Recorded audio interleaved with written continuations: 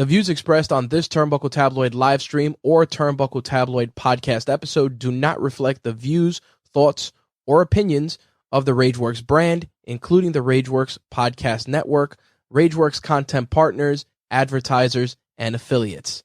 Viewer and listener discretion is advised. All right, what's going on, everybody? This is JV Lewis in St. Louis. You know, y'all can check me out on YouTube at JV Lewis. Y'all can check me out on Twitter and Instagram. You know, the Stardust app at JV Lewis 77. You know, I do wrestling, video games, reaction videos, all that type of stuff. So y'all want to check me out, y'all can go ahead and do so. Turnbuckle Tabloid. 3, 2, 1.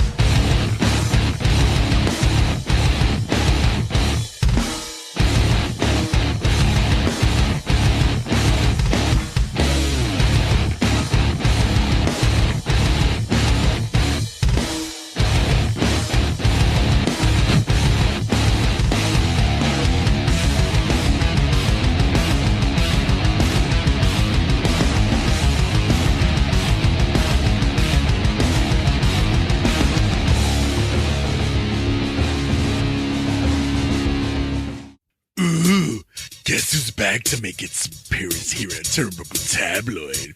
It's your favorite shady bitch, Cookie Monster, here to give you some risque, unadulterated backstories and gossip at Turnbuckle Tabloid.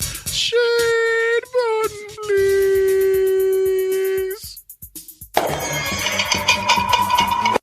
Your girl, Cookie Monster, is here to spill all the tea about all the ratchetness that's going on in wrestling, behind the scenes, underneath the covers, between the sheets, or in between the legs. Shade button, please. News has it that there's a certain couple in the wrestling world who just announced their birth of a child. Seems as though that one of these individuals is not quite happy because they wanted the opposite sex. Hope the baby comes out like Cookie Monster, fabulous and ready to tangle in whether a ring is out there to be performed in.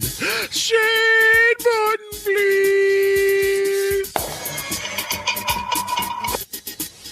Rumor has it, after a certain episode which was aired this past week or so, there's a certain individual who's not happy with how their name was smeared across the social media outlets. So much with the idea that the dark side would be not coming out of this person. Let's just say this person has already made contact with certain legal aspects to ensure that his name or her name is not drug into the mud. So, hey guys who ran a said episode of said show, be on the lookout of said individual to bring out a lawsuit against you. Shade button, please. And finally, your girl, Cookie Monster, brings the hottest of the hot, steamiest of steamy, and the most controversial of all rumors. Seems as though there's a pairing at a certain new promotion in which is lighting it up in the bed sheets and behind the curtain. Said ambiguous individual has been, in a bit of a pickle, because their said significant other had caught some raunchy, steamy, and let's just say hot text messages from another wrestler from the locker room. This ambiguous wrestler is one to say to have had a bit of a rendezvous a few times in a hotel room with another veteran in the game. Let's just say that a lot of ass play is involved, and it might be some bright days for those with a nice firepower. Alrighty, my listeners, Cool Game Monster has to go. Still have to rendezvous with two of my lovers from the East and the West Coast. I've entertained you too much, and I have to go now as I sip my Chardonnay and give a adieu to you. Goodbye from Cool Game Monster. Shade button, please.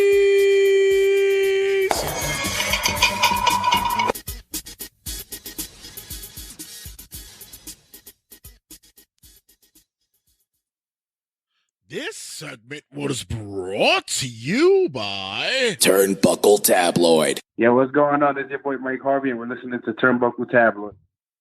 Give me a fucking mic! Turnbuckle Tabloid, cutting a promo.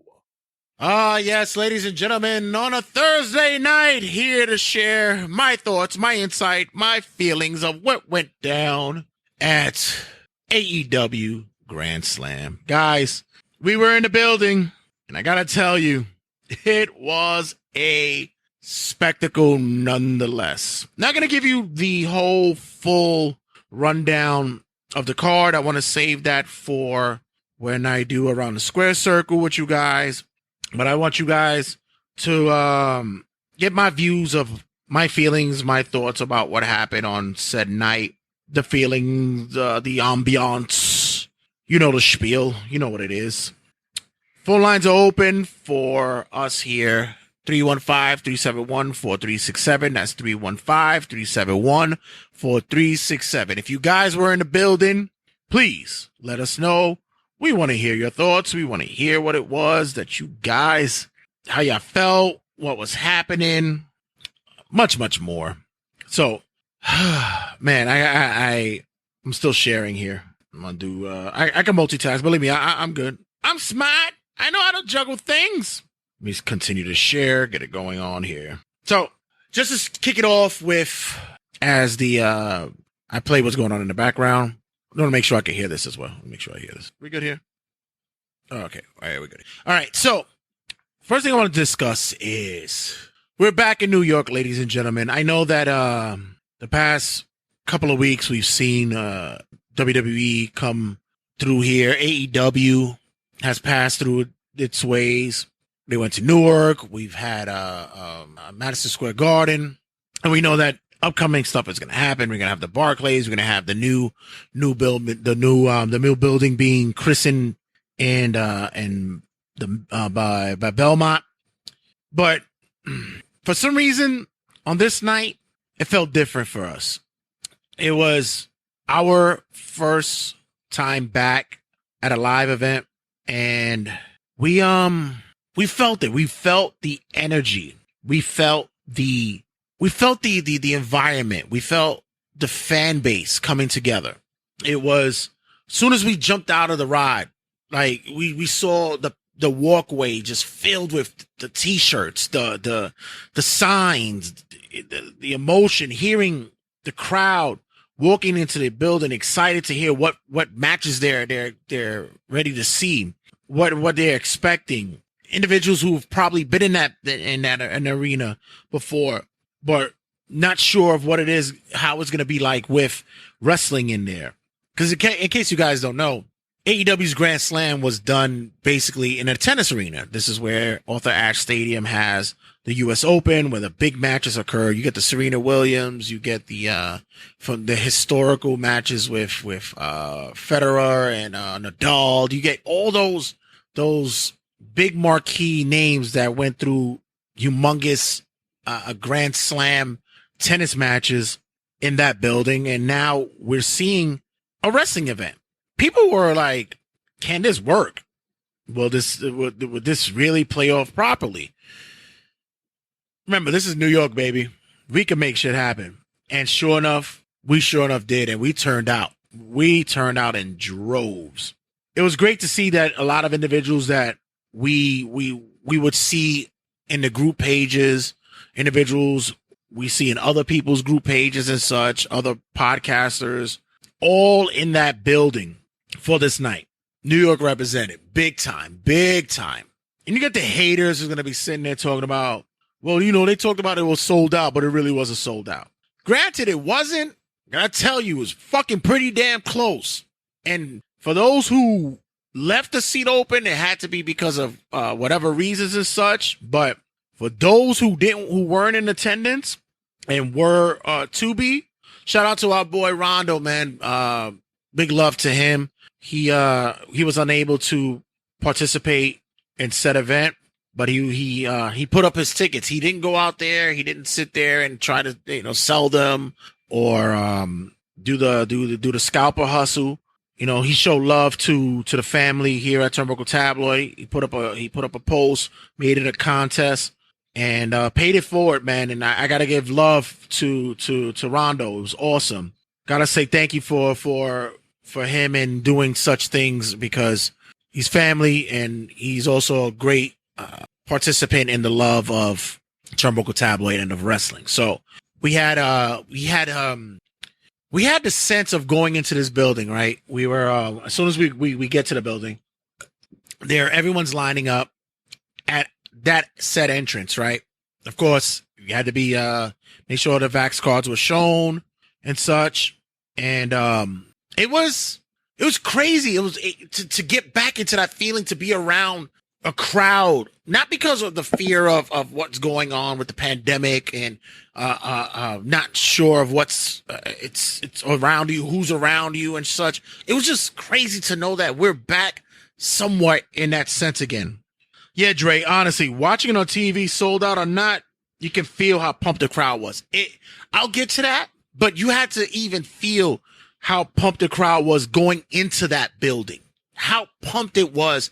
People excited to be at this event, not only because, like I said, we're seeing wrestling again, but it's because we're excited for the fact that this was a new arena, a new venture with a new promotion. When I last left AEW, we went to Philly for it, and we were supposed to line up to see Newark, and this is when everything just basically started shutting down. We weren't able to get that effect of seeing this new promotion get its love. I have to say that now that we're back somewhat trying to open this up again and trying to get back to some kind of normality and regularity, it was great to see people basically feel that excitement again. It was an array of fandom that I hadn't felt in a long time. I usually would feel this way when it would be an indie show. I love going to indie shows because it's a small crowd who appreciates said promotion or said wrestlers who aren't on the big platforms, who aren't out there with mega network, mega promotion contracts. They're there for the love of the fan base, to get the beer and shake a hand of a fan, and during intermission, get the appreciation and love of the people there. Shout out to our boy wrestling fan Frankie, man. He pulled up last minute, got him there. Dude was stoked out of the gills, man. If you know wrestling fan Frankie, basically it's really hard to see him excited. And Frankie, not to put you on blast, but you are probably the most deadpan individual I know, but you're funny as fuck. And when you're excited, you can't tell, but you can tell that you're excited. It's a weird thing. And like I said, phone lines are open, guys. 315-371-4367. That's 315-371-4367. If you guys want to call in and give your experience, if you were there, if you were watching it live, whatever, we'll chat it up. So, but shout out to him. He came, and he said he hadn't been in an event since 2009. And for us to share that with him, to be a part, him being a loyal listener to the show, and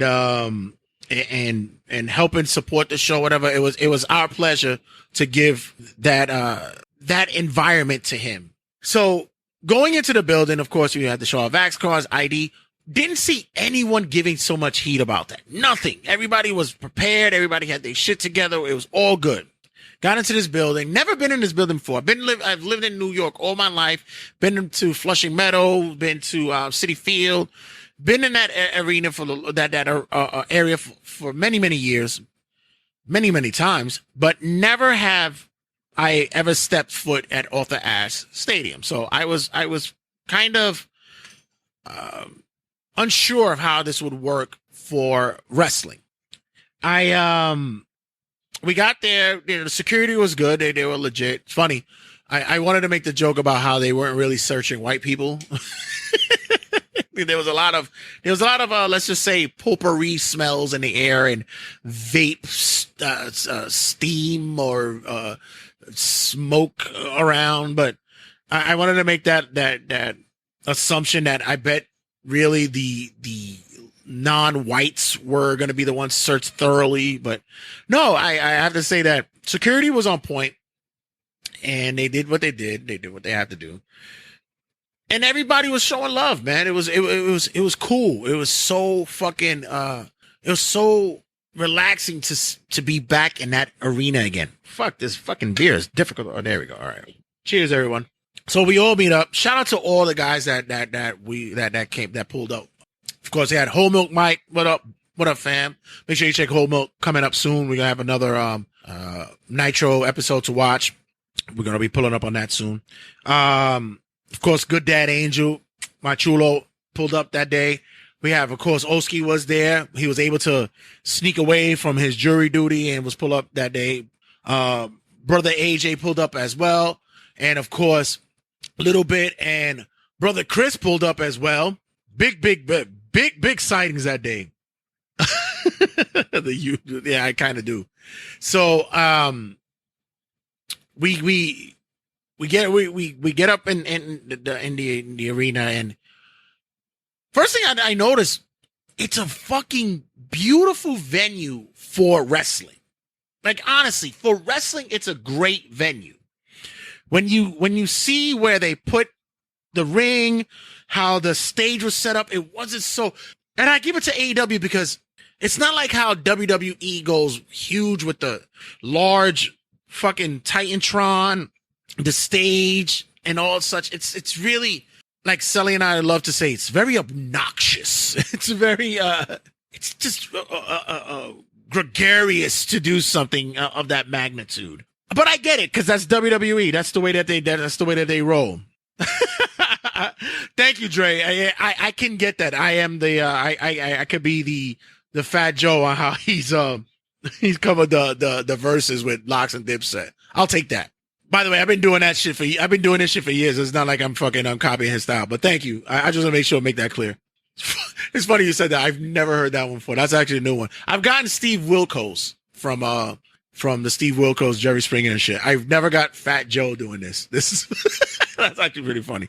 So, it was set perfectly. Even the seats that we had, and it looks like everybody that was with, that we know from the podcasting world and from our wrestling cohorts, we all were in that upper tier. But even in that upper tier, you still had a great view of wrestling. It wasn't as though like you had to pull out the fucking binoculars or use your phone to zoom into shit. It was as though that you're able to capture everything at one set. It was great. Plus the screens were for the most part, which, by the way, Ringside News, I don't know what's with this fucking website. They look to bring heat to themselves. They put up a post in which they were saying that the lighting was blinding the fans, and none of us sitting there had that sense. We never had the feeling that the lights were too bright, the screens were too much. No, I've not heard not one individual make a peep about that. None. Don't get it. Don't understand it. People just want to spur shit just to spur shit. And especially a website like that is just, what was this? JD, he pulls up. I want to say the best part of the show from the TV end was falling off. Oh God. Yeah, that part I have to say, I'll say for the around the square circle part. But yes, Arn, fucking hilarious. So, as for the aesthetic of the arena, everything for us, the fans, the feelings that was going on, you felt the energy, you felt the the swell of love of being there was cool. Like we were all like fucking hyped for this shit to go to pop off. Then you get to the facility itself. Yeah. Okay. So let's get first of all, getting merch was damn near impossible. If I saw anybody carrying a bag with merch in it, I would have sworn that they either went through the line with a fucking a sword or a machete, because there was, I mean, the lines were ridiculously long for merchandise, and I know everybody wanted to get something a part of being at that event, but I don't know whether or not this is a AEW thing, or I don't know if it was the arena's doing or whatever. But when you go to an event like WrestleMania or NXT, or hell, I have to even say that even if I've gone to an indie show, their fucking merch tables are more accessible than what was going on this night. It was, I wouldn't even have, I couldn't even attempt to try to do that. It was impossible. That being said, getting food was just, if not even worse. Lines were going from one vendor to the next vendor. That's how long it was. Now, I've heard individuals talk about that, well, this occurs because, lack of staff, and this is what happens, not expecting the numbers that they had, or they assumed that it would be and such. And I'm going, yeah, that's all fine and dandy, but how is that my problem? Of course you're going to get wait times. You're going to get, certain indiscrepancies where food might not be prepared or might not be ready at time, or whatever the case may be, but at least have it flowing, have the lines going. And wow, it was the last time I had to deal with a long line like that was at WrestleMania 29. And even that, I was done in a rapid session. It was quick, because the only match that I think I missed, I think it was like the Jericho Fandango pre-show match. And that was it. Anytime I went for a beer, anytime I went to use the bathroom, anything, it was quick. In and out. Everybody was on. This is probably the worst where it came to fan service I've ever been to. I've gone to indie shows where it would be 2,000 in a venue, and I still was able to get a beer as fast as I can. Less than 5 minutes, or get chips or a hot dog in less than 10 with a smaller staff. It was terrible. I have to say, it was bad. It was also the thing as well that the arena itself has the availability to open up and close. So during that, I guess you have to be told ahead of time, what the weather is going to be like, so they could leave the roof open or not. They were expecting rain. They probably thought it was going to happen, so they left the arena, the roof closed. My God, when I tell you the stench that was in that place, I was speaking to our boy Isaac earlier, and I said it smelled like BO, hot dogs, and virginity. It was it was bad. Everybody's worrying about COVID. I just thought I was going to walk out with the smell of just stench. I mean, sure, like you had to do those checks, like you had to make, is this me? Am I smelling like this? Like, what the fuck? And that's exactly what it smelled like. It smelled like, what the fuck in that building? I have to say, I couldn't for the life of me understand why they didn't open up this roof. Give us something. Since we can't get food, we can't get merch. I bought a beer and it was warm as fucking as moose piss. Like what else can you give me? Oh, now I got to deal with the possibility of not contracting COVID and walking out with 37 smells of BO all over me. I was like, fuck. I'm hoping that We walked out, and I remember distinctly somebody says, "Yeah, I'm gonna make sure that I take a COVID test like tomorrow," because it was just the sense of it was like, what the fuck? So back to let's swing it back to, let's say, the good parts of this, right? Let's go to the good. Once again, the stage, the way that the presentation was amazing, was awesome. I have to say, kudos to AEW. This is my second AEW show, and both times I have to say that out of the two, because we went to the one in Philly a couple of years later, the presentation is much better. I preferred the Philly venue better because there was a little bit more spacing and a little bit more accessibility to things. But as per how the presentation was, this time they stepped up their game immensely.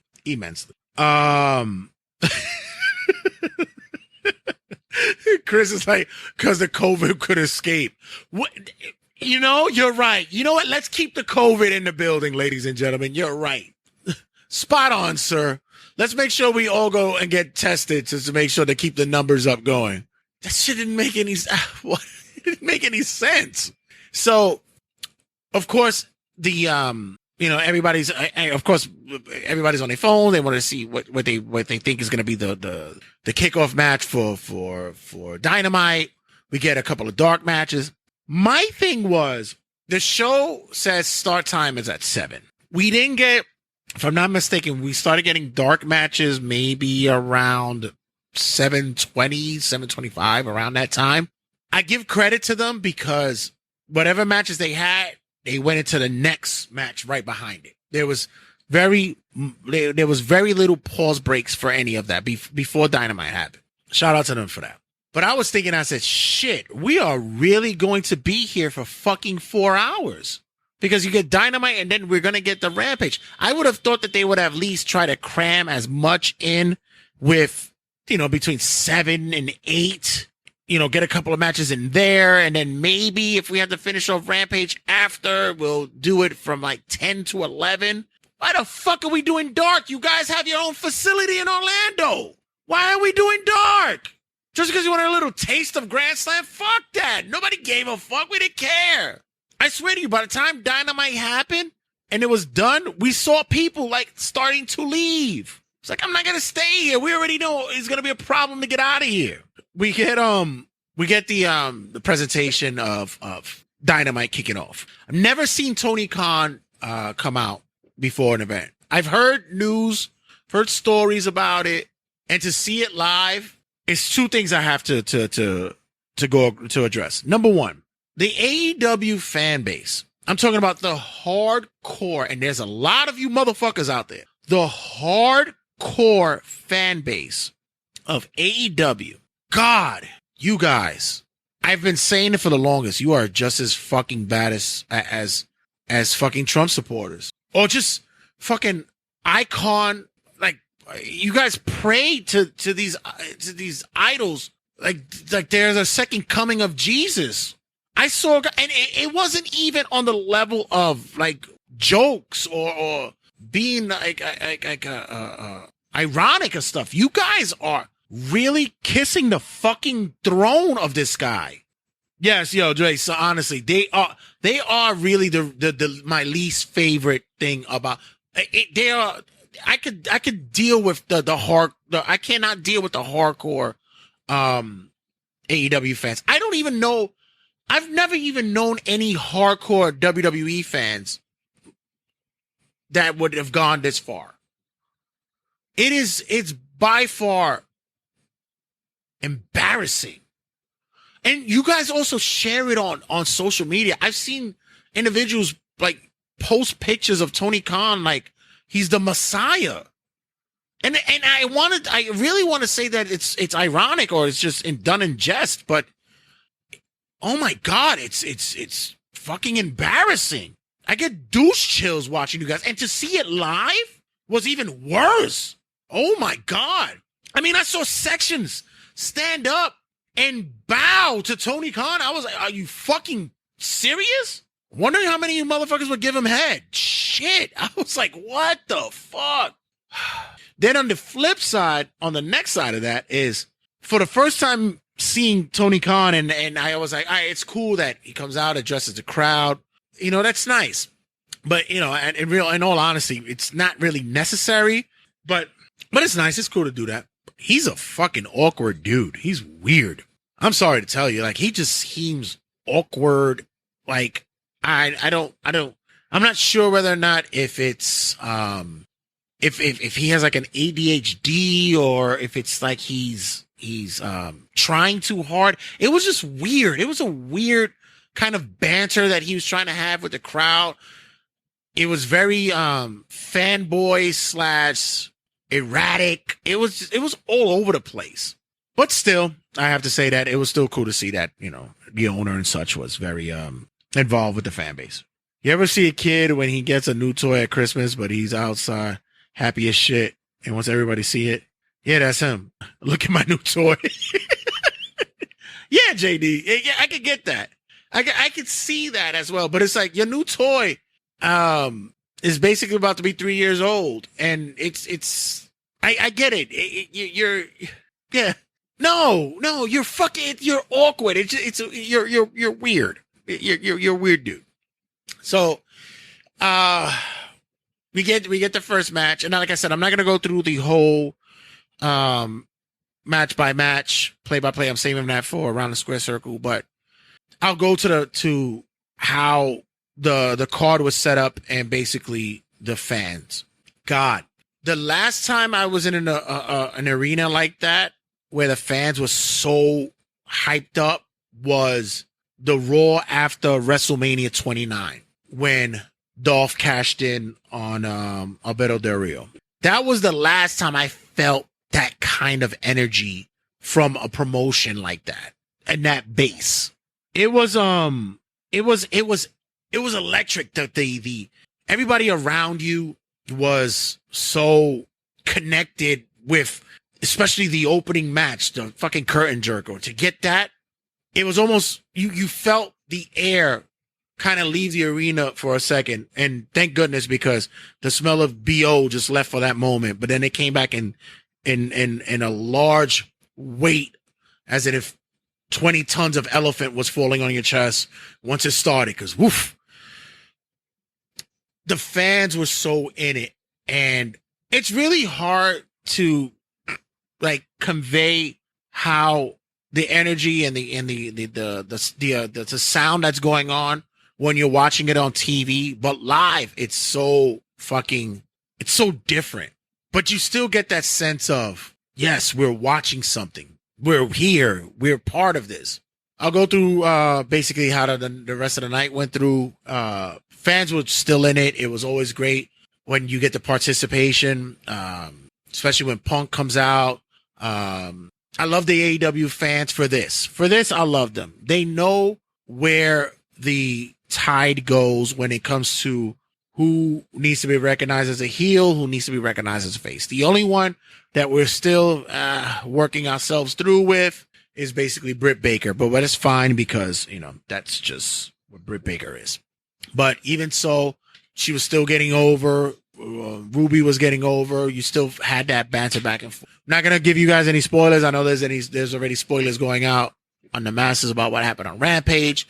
But like I said, there were people who left after Dynamite, but there was still a large capacity in that building, and the energy was still there even for Rampage.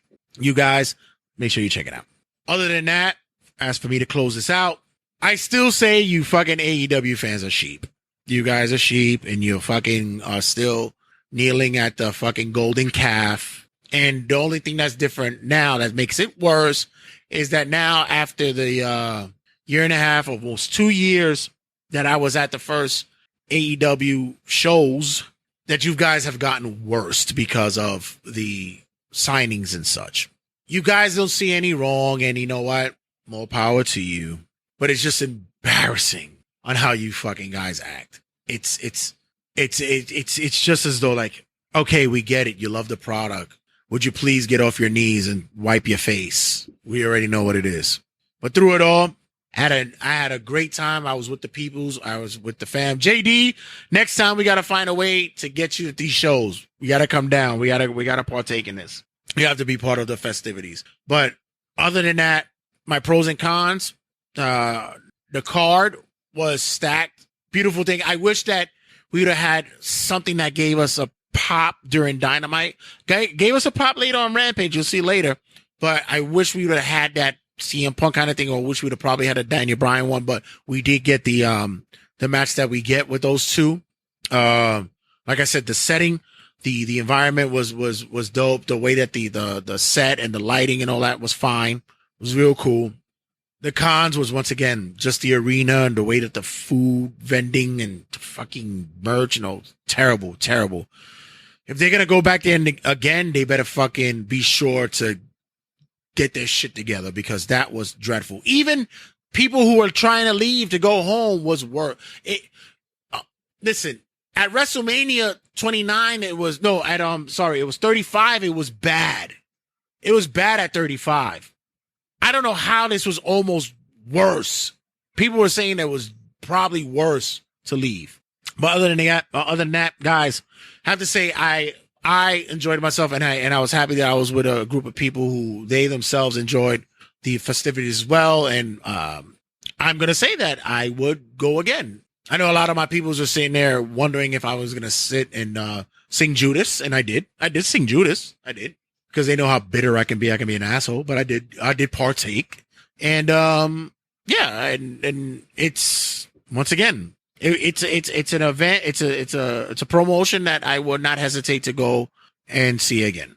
But that's gonna wrap up Cutting a Promo. Much more to go down this week on this Turnbuckle Tabloid episode. Gonna be story time with Jay Santee. Make sure you download, stream, and subscribe to this episode, and more coming down the way. You guys want to hear the reviews and such of what's going down in this week's wrestling, as much more of wrestling rundown in next episode. But yes, guys, thank you for sharing, subscribing, and enjoying what's going down here at Turnbuckle Tabloid. I'm out of here. To hear story time, make sure you download and subscribe to Turnbuckle Tabloid on all your podcasting outlets. Check you guys out later on, and see you guys in a sec on Turnbuckle Tabloid. Bring the in-ring action home to your tabletop with the #1 wrestling card game in the world, Super Show the Game, and live all your wildest wrestling fantasies without ever taking a chair shot. Available on supershowthegame.com. Order today and join a spectacle so grand it can only be called the Super Show. This is Jimmy Lloyd, and fuck Turnbuckle Tabloid. That's awesome. Love it. That's even better than I expected.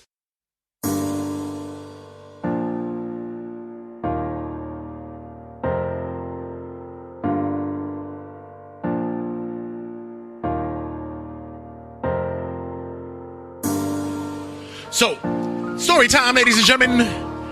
I'm feeling nostalgic since having a return to wrestling live. Yesterday was one of those days that it was a comeback moment for us all in New York City for professional wrestling. It was that feeling of being a part of not only the live environment, seeing the lights, the sounds and such, but it was also that moment of just getting connected with something that we either grew up and loved from childhood, or coming back to something that we watched earlier and probably fell away or fell out of love with, and found a return to the product with a new atmosphere and a new look, which is something that made me think about how I became a fan of professional wrestling. I've shared a few stories here and there, and sometimes it gets to reminiscing time, especially when it comes to milestones of the show, or our anniversaries and such, or when someone brings it up in conversation. I'll explain my reasoning to being a fan of wrestling for so many years, but I never really got to sit and talk to you guys in depth on how it became such a part of my household, my livelihood, my connection with others throughout my years, my 45 years on Earth. Wow, when I say it like that, I just see the sands through the hourglass going through its motions and hearing these are the days of our lives. Cause shit, 45 years. And I always tell people I don't feel a day over 25 until I have to go to work or deal with a certain physical altercation, or I have to put something together, or after having a night of heavy drinking, or having to run for the train, having to run for the bus, picking up heavy objects, possibly taking a heavy shit, so forth and so forth. Yeah, but other than that, I feel great. I feel awesome. So when I was thinking about discussing this as a new segment, story time with Jay Santee. Story time with Jay. Okay, so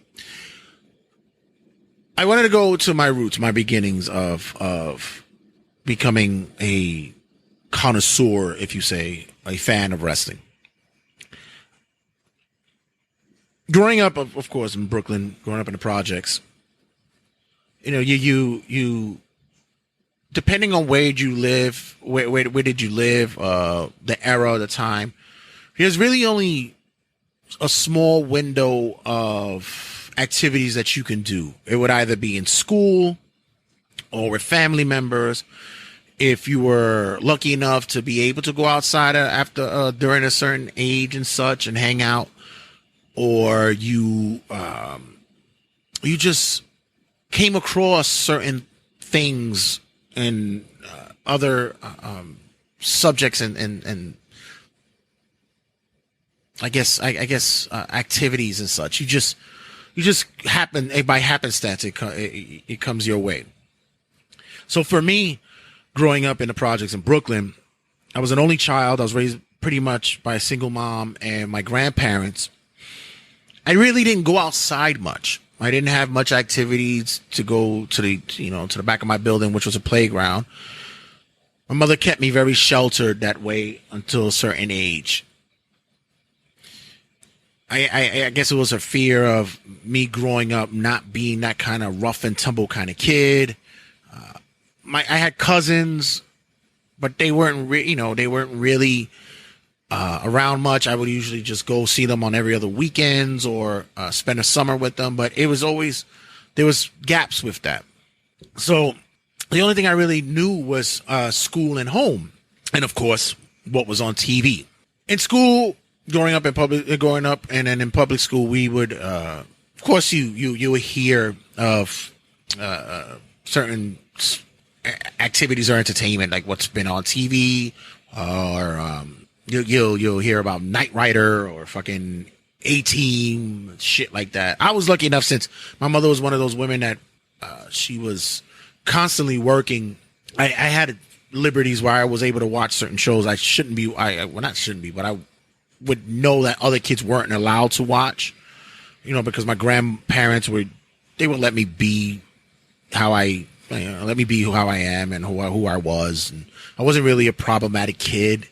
So, they'll come in, check in on me, bring me food, and, blase, see if everything's all right. But usually I just stood in the room, did my work, and watched TV and played with my toys and shit, whatever. In my household was also my uncle. Now, my Uncle Freddie, I've mentioned him numerous times on the show, where although we've had a troubled history for many, many years, I have to say that in my upbringing, he was a quintessential part of my upbringing because of that male figure in the household. My grandfather was another male figure in my household who showed love and caring, but he was older and he didn't really interact as much as, let's say, a father would. You know, go outside, play ball, you know, and all that shit. And my uncle did that. My uncle, he was he had his own child. He had his own son, and he too had those situations to where his relationship with his kid was every other weekend. He got him in certain instances, and you know, that kind of spiel. You know what it was, part-time dad bullshit. And it's crazy because his kid literally lived like 2 blocks away. But it's always something. But I was the stay-at-home boy. I was at home. I was in the house. So everything that went through, I guess you would figure what he should be doing with his son was happening with me. I would get the bike. I would learn about sports. I would get the video games.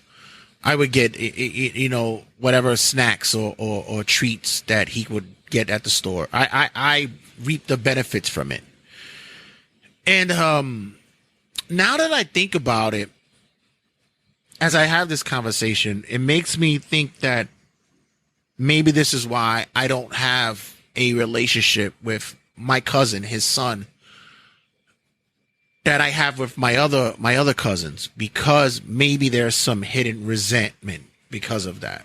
Maybe he does have this anger towards me that I replaced him, maybe in his mindset. But you know, not to be Freud or any other psychology doctors out there. I just I think about it and it just made me think. I said, shit, no wonder the fucker hasn't spoken to me in years. To be honest, I really don't give a fuck. But still, it's just like now that I'm saying this, I'm piecing it together. Any case, leads us back to what pro wrestling is. So it also happens that my uncle was a indie wrestler. He would wrestle in the neighborhood a couple of years before I was born, and during my early years of childhood, he wrestled under a mask. He was known as the King Cobra.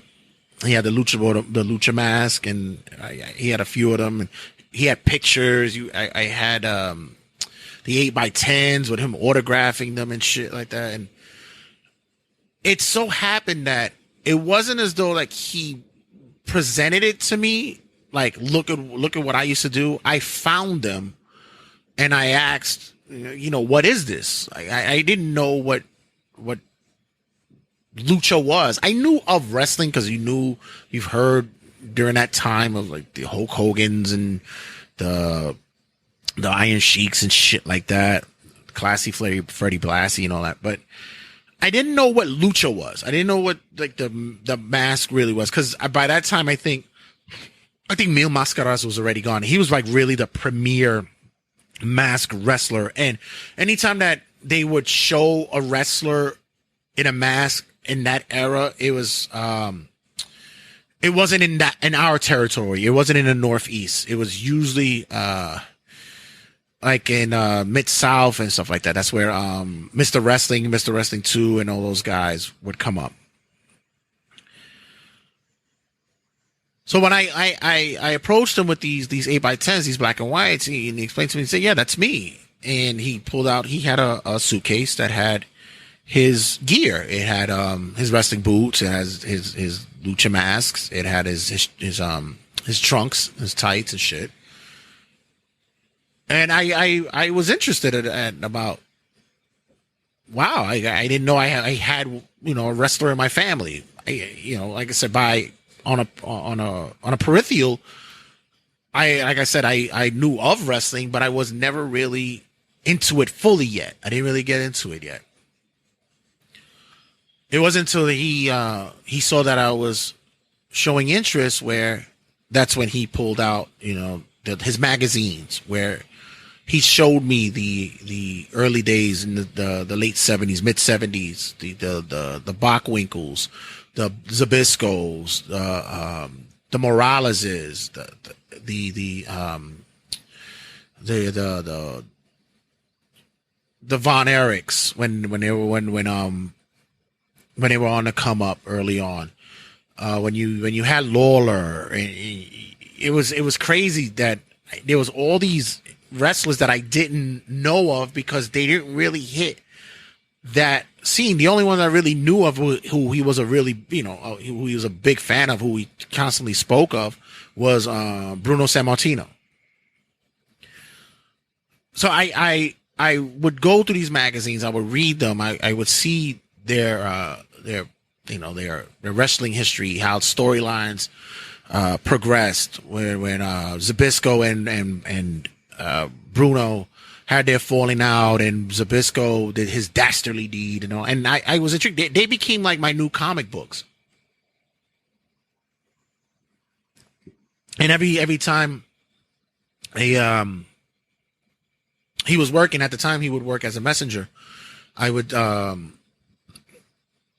him if he could leave a magazine out for me so I could read it when I come home from school. And when I would come home, there would be one around, maybe on the bed or on the kitchen table and stuff. So it was on the dining room table. And I would, after I do my homework, I would go through it, and I would see I would learn about the Mil Máscaras, and, how he was going from territory to territory. You would hear of the Guerreros, Hector and Gory. And it made me intrigued to learn that it wasn't just the WWF that the kids that I knew in school that's what they knew of. But it made me intrigued to know that there was like this whole big bastion of wrestling that was out there that was hitting, across the country. And you'll see the covers of the magazines. You see like Ric Flair all bloodied up, or you see Dusty with blood, or you get the Harley Race and that kind of shit. I started to take that and bring it to school. I brought that kind of education to school. And when guys would sit there and talk about what Nikolai Volkov did, and who George the Animal Steel was, and I would bring up these other wrestlers, and did you know about the Freebirds? You never heard of the Freebird rule, or what's going down with the Junkyard Dog, even before Junkyard Dog was in WWF. And kids looked at me like if I had a fucking a tumor hanging off the side of my cheek, and like, no, I'm sitting. And finally, one day I took one of his magazines, because usually what I would do is I would take the magazine, I look through it, read it, while I'm taking a shit or after, watching G.I. Joe or whatever, and I go through it. And I took one of his magazines with me to school. And I got kind of scared because although my uncle wasn't an abusive kind of individual, actually, if anything, he was more loving and caring for me. He was I don't know, he was just loud, and I didn't want to hear him be mad because he was just loud. He was just one of those fucking, I guess, Spanish men just being loud. So I would think that he was mad. And then, one day I took it to school, and during lunch, I was showing the kids about fucking, what's in these magazines. And I brought it home, and it was like as though like it was a little crumpled up. It was a little messed up because I was just showing everybody. Everybody was passing it around. And when I went to give it back to him, he looked at it and he was like, what happened to my magazine? And I told him, I was like, well, it kind of got messed up. I wanted to read it in school. So I thought he was upset about it, but he actually got elated because he felt that, wow, he shared something with me that I wanted to share with people in school. And that even grew a larger connection with he and myself for that time period. He began to go and buy new magazines. He will buy the Pro Wrestling Illustrated and the other wrestling mags that were at the candy store that was up the block from us. I was elated because now not only am I seeing you know, the stories of what's going on with the AWA, this new wrestler coming up, Kurt Hennig, or the moving forward with the possibility of AWA and the NWA and WCW doing this ultimate mega show and such like that. You hear these stories and these rumors, and you get to hear of who might go to another promotion and stuff. And I was all in the inside, and I was so excited because now no other kids were really doing that. And I was even so selfish with it because I didn't even bring those magazines, the new magazines. I would just go to the school and I would just act like I knew everything. I'm like, oh, you know who's coming to WWF? I hear that there's a guy named Hacksaw Jim Duggan. He's actually Jim Duggan at the time. Hacksaw was Butch Reed at the time. He was called Hacksaw Butch Reed. I'll show you. Yeah, that Jim Duggan is gonna come, and he's bad. He's real bad. Oh, you know who you don't want to see in WWF? Oh, Bruiser Brody. That's a guy you really don't want to see. It became my own thing when I started to connect more with wrestling, because it became a thing to where it wasn't just WWF. It was more. I've often talked about me finding and coming across a channel on the UHF stations. If you guys don't know what UHF is, it's VHF and UHF. VHF was where you had channel 2, channel 4, channel 5, channel 7, channel 9, channel 11, channel 13, the basic channels. UHF had a little bit more. If you had a better stream, you had channel 21, 25, 31, 41, 47, 55. So you got those extra channels. And it so happened that, me toying around with the TV being bored or whatever, I found a station which was U68. U68 was a station that basically did like public access. People who would pay to be on TV. They would, people would pay to have their own talk shows, and every borough had their separate ones. They had like Brooklyn had their own, Manhattan had their own such. And U68 would either have those kind of shows, or they would run sometimes music videos. When MTV became like the big thing, UHF stations wanted to have their own kind of MTV kind of show. And I got to a time where it was one day I was watching, I believe they were playing music videos, and it hit about 7:00. Mind you, I had moved from my grandparents' apartment, and we had moved downstairs to the next floor of the projects. We were only a floor down, and we were my mother and I had our own place. And one day I was just sitting there waiting to see what was going to be the next music video show to come on, and NWA came on. And it wasn't the NWA as in the fucking Eazy-E and Dr. Dre fucking group. No, it was the wrestling NWA.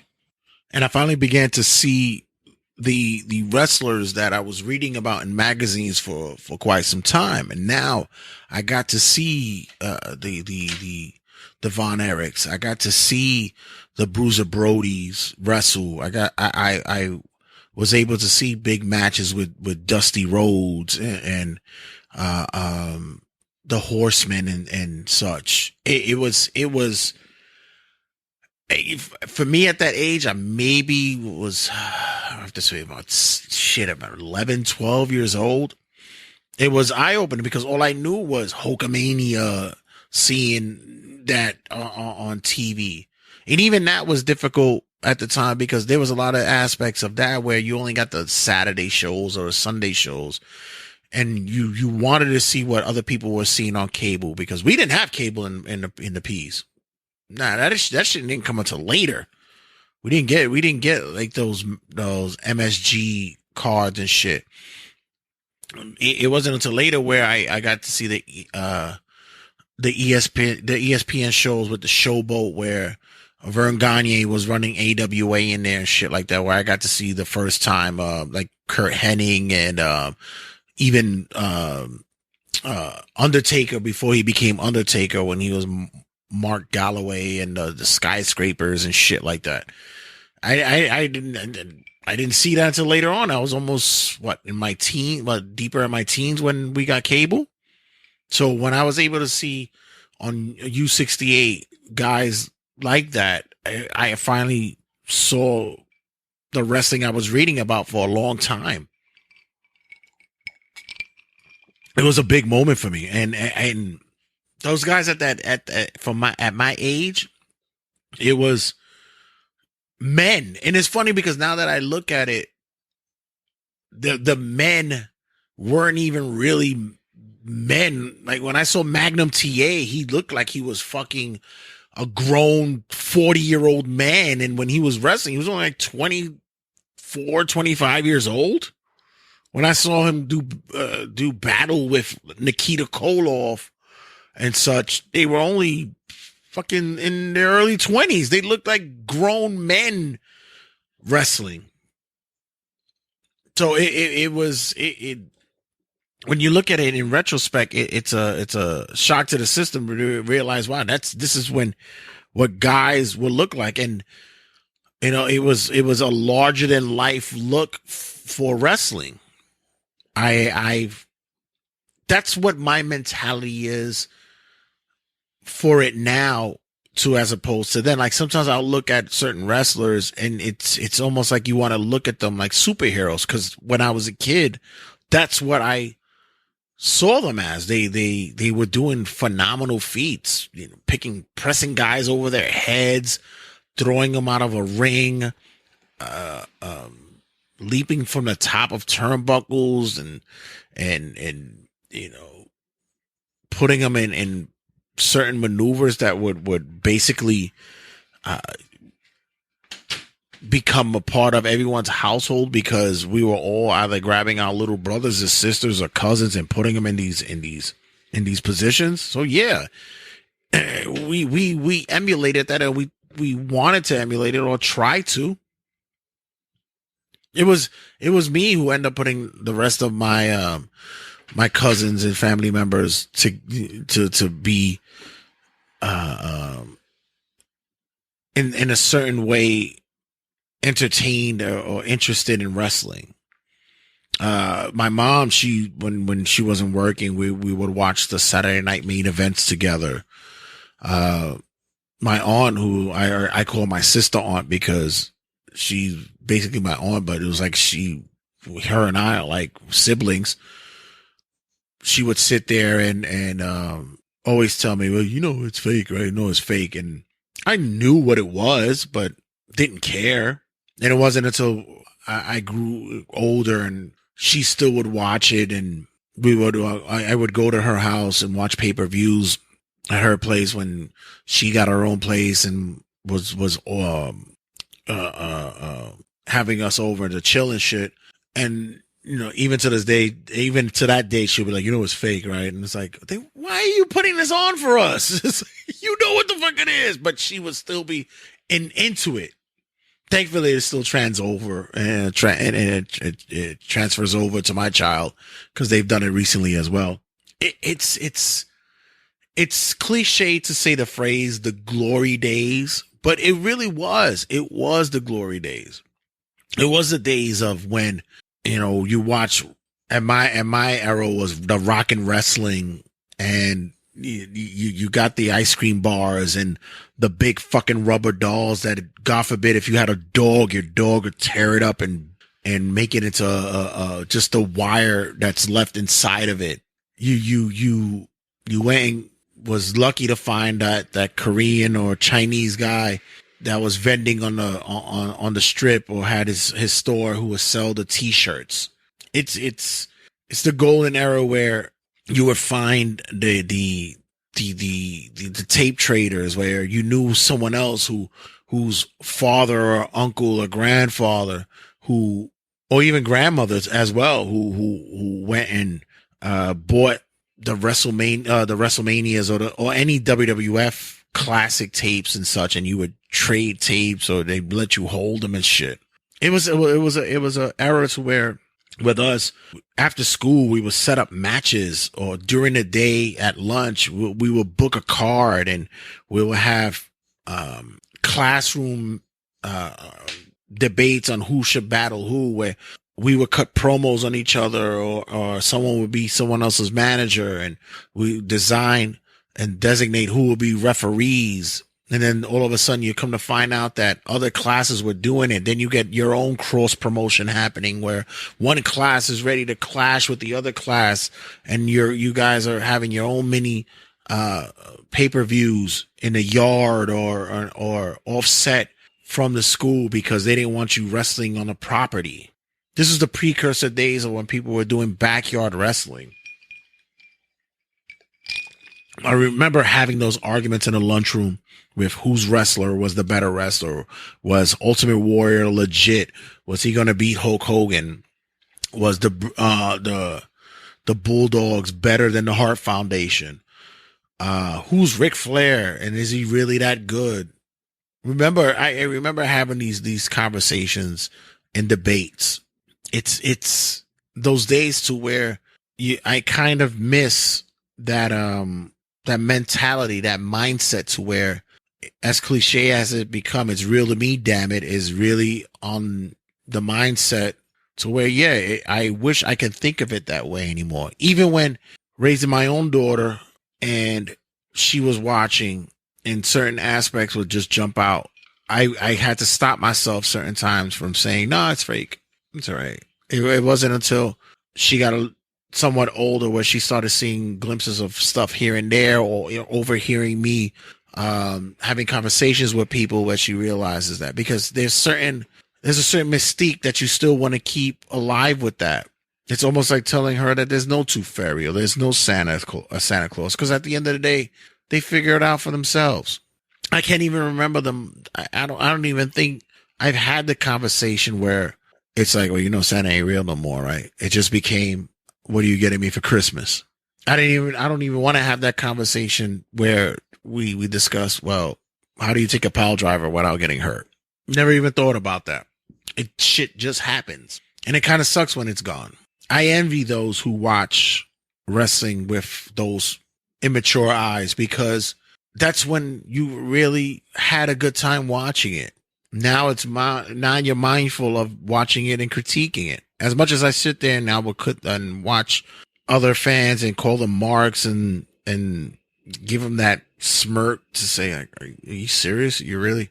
I kind of am half envious, because I remember the days when I was younger, when I would look at wrestling and enjoy for what it was, not for what we look at as now as adults, looking at the technique, the pace, the chemistry. We don't have that anymore, where we could look at wrestling as its purest form, when it's just the entertainment, the fun, the what if, someone getting busted open, someone possibly being in real convulsing pain from a leg lock, or taking that brain bust and wondering, ooh, are they ever going to walk again? No more can we sit back at that time where we were a kid and feel as though that we can have a connection with the fact that we actually can enjoy a person for being the larger than life individual in that ring. Nowadays, we're so jaded that all we give a fuck about is whether or not if it's a 5-star match, or it's the fact that they cut a promo enough that it's believable. We never worried about that. And I never really worried about that as a kid. I loved my heels. I loved to see a guy pull out a victory when you didn't think it would happen. I didn't give a fuck about wow, another small package pulls out a win, another schoolboy win. All we cared about was, wow, our guy won. But now we come to the day and age to where it's like, now it's about, how can I rate the performance? I look back and I say, you know what? I do miss those days. And I do thank my uncle for that. I do thank him for opening that door of professional wrestling and had me walk into it. And as many years I've resented him and I was angry with him for a lot of shit that he did with the family or against the family, I have to say that I can't appreciate the fact that he actually opened up my eyes up to a world that I really probably would have been blasé about, not giving a fuck about. And I wouldn't be doing this silly, jaded podcast every week, twice every week without him. Because at the end of the day, as much as I get pissed off about the lunacy of the fandom, the ridiculousness of the product, and the fact that I do miss the imaginary world I used to live in. I do want to thank him for the fact that at least I have that, and I have this as a continuance of what my youth is and was. So as I sit back and sip on my beer, and I recognize that his birthday actually passed a couple of weeks ago, I want to thank my Uncle Freddie for putting me onto wrestling.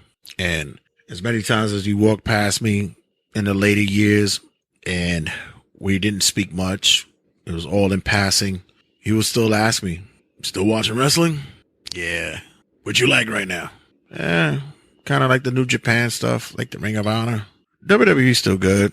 Just trying to follow through with it because of it's kind of stupid. Vince McMahon fucked it up. Yeah. But you know what? You know who you should watch. And I would listen for a couple of seconds, still trying to dance around the fact that I should not be listening to him. But at the end of the day, there's still that connection and that bond. And then he'll laugh, and in his last breath, he'll turn to me and say, "You should put me on your podcast. You talk some shit." And I would say, "Yeah, that's not going to happen." But I do say I have to thank you. I have to thank him for that. So as I wrap up story time with Jay for today, I have to say that I do miss the mystique that was wrestling for me.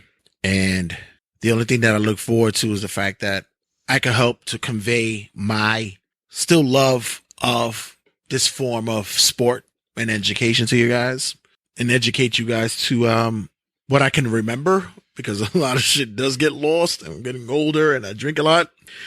But I also want to also share that in the next upcoming story time will be more of a next I would say transition or transgression, or whichever word you want to use, of the teenage years, of what happens there and how it translates to what became the Jay Santee that we know now. So yeah, thank you guys for listening and being a part of Turnbuckle Tabloid. Make sure you check us out on all social media platforms. Check us out on the group page on Facebook. Make sure you check us out on Instagram on Turnbuckle Tab, as well as on Twitter at Turnbuckle Tab.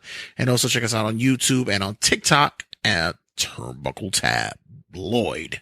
Also, make sure you check us out on all the podcasting outlets. Of course, that's on iHeart, Spotify, Google Podcasts, as well as everywhere else.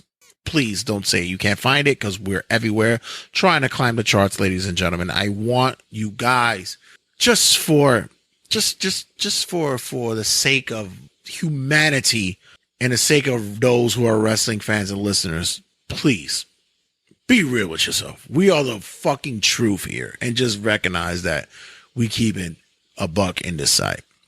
And I want to show love to everybody who's been a part of the RageWorks clique and RageWorks family. Make sure you check us out at RageWorksNetwork.com, where you get all the podcasts available to the RageWorks family. It's under that one umbrella. And make sure you always check us out at RageWorks.net for reviews, previews, articles that are connected to the world of pop culture, video games, movies, TV shows, and of course, comic books. It's all available to you guys at RageWorks.net.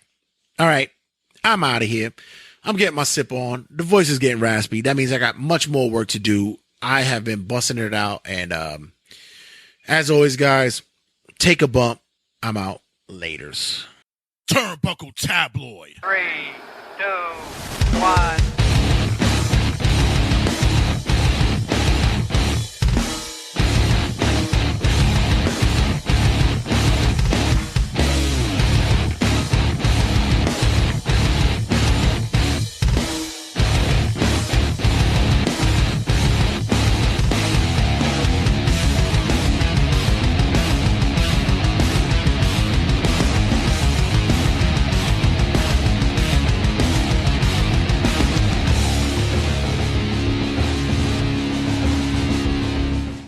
Turnbuckle Tabloid.